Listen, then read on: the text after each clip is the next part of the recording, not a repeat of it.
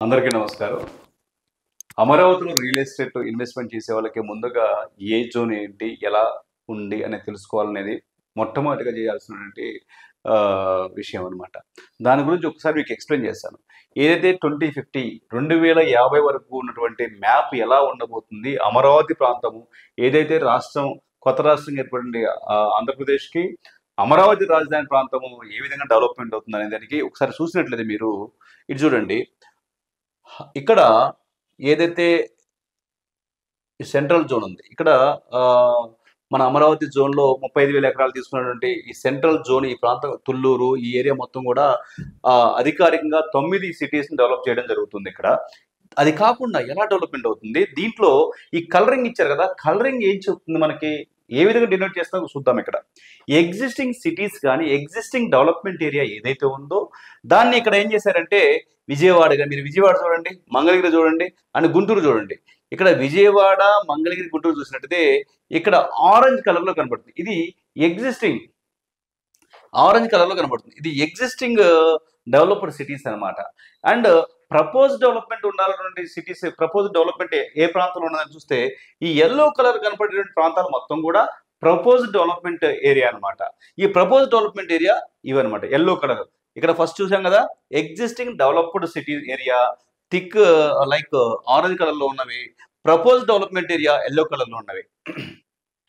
అంటే రెసిడెన్షియల్ పర్పస్‌లో ఇయన్నీ డెవలప్ అయ్యే అవకాశం కనిపిస్తుందన్నమాట.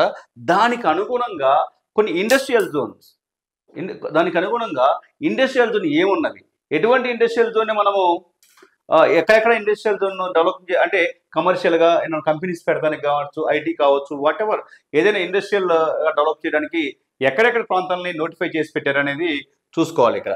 ఇక్కడ చూసినట్లయితే ఇక్కడ మీరు జనరల్‌గా ప్రపోజ్ ఇండస్ట్రియల్ జోన్ ఇక్కడ మంగళగిరి దగ్గరలో నిడమర్రు ప్రాంతం ఉంది చూడండి. మంగళగిరి దగ్గరలో నిడమర్రు ప్రాంతము ఈ ఏరియా చూడండి. ఈ ఏరియా ఈ కలర్‌లో కనిపిస్తుంది కదా! ఈ ఏరియా మొత్తం కూడా ఇండస్ట్రియల్ జోన్ అన్నమాట. ఈ ఇండస్ట్రియల్ జోన్‌లో ఎక్కడెక్కడ నిడమర్రు ప్రాంతంలో ఉంది. సౌత్ కోస్ట్ గుంటూరు దగ్గర గుంటూరు టౌన్ దగ్గర నుంచి కూడా ఈ చిల్లూరుపేటకు వెళ్ళే దారి చూడండి. ఎడ్లపాడు ఇటువైపు వెళ్ళే చూడండి. ఈ ఏరియా మొత్తం కూడా సౌత్ జోన్ పక్కన చూడండి. అంటే ఈ మెడ్రాస్ హైవే అన్నమాట. ఈ ఏటుకూరు ఈ ప్రాంతం ఉంది చూడండి. ఈ ప్రాంతం మొత్తం కూడా ఇండస్ట్రియల్‌గా డెవలప్ చేయడానికి నోటిఫై చేసి పెట్టారు. ఇంకొకటి బేసిక్‌గా టోటల్ 2050 వరకు కూడా బలంగా 2050 వరకు కూడా ఏ జోన్‌ని మనం బలంగా డెవలప్ చేసుకోవచ్చు అంటే అన్ని ఎక్కడైనా ఇండస్ట్రియల్ జోన్ ఎక్కువ ఎక్కడ ఇచ్చారంటే మనం ఇక్కడ సౌత్ వెస్ట్ జోన్‌కి వచ్చేసరికి ఈ సత్తెనపల్లి ప్రాంతంలో ఏదైతే ఉందో సత్తెనపల్లి ప్రాంతంలో ఉన్నటువంటి ఈ బ్రిగుబండ కావచ్చు, పాకాలపాడు ఈ ఏరియా అయితే ఉందో సత్తెనపల్లి దగ్గర నుంచి కంకనాలపల్లి ఈ ప్రాంతం మొత్తం కూడా బలంగా 2050 కల్లా మంచిగా ఇండస్ట్రియల్‌గా డెవలప్ చేసే విధానానికి ఎక్కువ ఎక్స్‌టెంట్ ఆఫ్ ల్యాండ్‌ని ఇక్కడ ఇవ్వడం జరిగింది. ఆ తర్వాత ఎక్కువ ఎక్స్‌టెంట్ ఆఫ్ ల్యాండ్ ఎక్కడ ఇచ్చారంటే దీని తర్వాత సత్తెనపల్లి సౌత్ వెస్ట్ జోన్ కంటే ముందు తర్వాత గుంటూరు ప్రాంతాన్ని ఆనుకున్నటువంటి ఏటుకూరు దగ్గర నుంచి అటు పక్క నుంచి చెలుగురుపేట వెళ్ళే విధంగా ఆ ఏరియాలో ఈ డెవలప్‌మెంట్ చేసే విధంగా ఇక్కడ ఇచ్చారన్నమాట. ఈ ఇండస్ట్రియల్‌గా. తర్వాత నందిగామ ప్రాంతంలో ఇండస్ట్రియల్‌గా డెవలప్ చేసే అవకాశం ఉందని చెప్తున్నారు. ఇబ్రహీంపట్నం దగ్గర ఒక క్లస్టర్ ఒకటి ఉంది. అండ్ గన్నవరం దగ్గర కూడా మనకి ఎయిర్‌పోర్ట్ దగ్గర బేస్ చేసుకొని ఇండస్ట్రియల్‌గా డెవలప్ చేసుకునే అవకాశం అయితే కనిపిస్తుంది. తెనాలిని బేస్ చేసుకొని ఇక్కడ తెనాలి ప్రాంతంలో సౌత్ ఈస్ట్ జోన్‌లో కూడా మనకి డెవలప్ చేసుకునే అవకాశం ఇండస్ట్రియల్‌గా డెవలప్ చేసుకోవడానికి అవకాశం ఉన్నట్టు 2050 ఈ ఏపీసీఆర్‌డీఏ ముఖ చిత్రం ఇది ఇలా కనబడుతుంది మనకి. సో ఫ్రెండ్స్ ఇక్కడ మీరు ఎక్కడ ఇన్వెస్ట్ చేసుకున్నా కానీ ఫారెస్ట్ ల్యాండ్ మీరు ఇక్కడ చూసుకోవాలి. లైట్ డాట్స్ తో ఉన్నటువంటి ఈ ల్యాండ్ ఏదైతే ఉందో ఇది మొత్తం కూడా ఫారెస్ట్ ల్యాండ్ అన్నమాట. ఈ ఫారెస్ట్ ల్యాండ్ లో పొరపాటున కూడా ఇన్వెస్ట్మెంట్ చేసుకోకండి. ప్లస్ దాంతో పాటుగా థిక్ గ్రీన్ ఉంది చూడండి. ఈ థిక్ గ్రీన్ ప్రాంతం కావచ్చు, ఇక్కడ కావచ్చు ఈ ప్రాంతాలు ఇవన్నీ ఏవైతే ఉన్నాయి థిక్ గ్రీన్ ప్రాంతాలు ఇవన్నీ కూడా అగ్రికల్చర్ ప్రొటెక్షన్ జోన్ కింద ఉన్నవి. ఫస్ట్ అగ్రికల్చర్ ప్రొటెక్షన్ జోన్ 1 కింద ఉంటవి. లైట్ గ్రీన్ వచ్చేసరికి agricultural protection zone second zone గా ఉంటుందన్నమాట. ఇంకా లైట్కి వెళ్ళిపోతే ఇంకా లైట్ గ్రీన్కి వచ్చేసరికి ఈ ఏరియా థర్డ్ ప్రొటెక్షన్ జోన్ లా మనకు ఉంటుంది.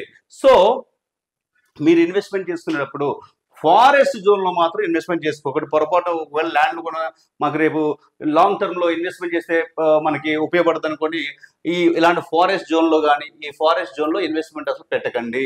తర్వాత అగ్రికల్చర్ మ్యాటర్స్ లో వచ్చేసరికి 2050 జోన్ అంటే మేబీ ఏమైనా అవకాశం ఉంటే మారుస్తారేమో తెలియదు, కానీ ఇప్పటివరకు ఏపీసీఆర్డీఏ 2050 ప్రకారం ఎలా డెవలప్ చేద్దామనే ఆలోచనలో భాగంగా మీరు ఈ ఎల్లో కలర్లో ముందుగా ఎల్లో కలర్ ఏరియా మొత్తం కూడా మంచిగా డెవలప్మెంట్ అయ్యేటువంటి ప్రపోజ్ డెవలప్మెంట్ ఏరియా కాబట్టి అక్కడ దాంట్లో ఇన్వెస్ట్ చేసుకోండి. ఆర్ఎల్స్ మీరు ఇండస్ట్రియల్ జోన్లో కూడా ఇన్వెస్ట్మెంట్ చేసుకోవచ్చు.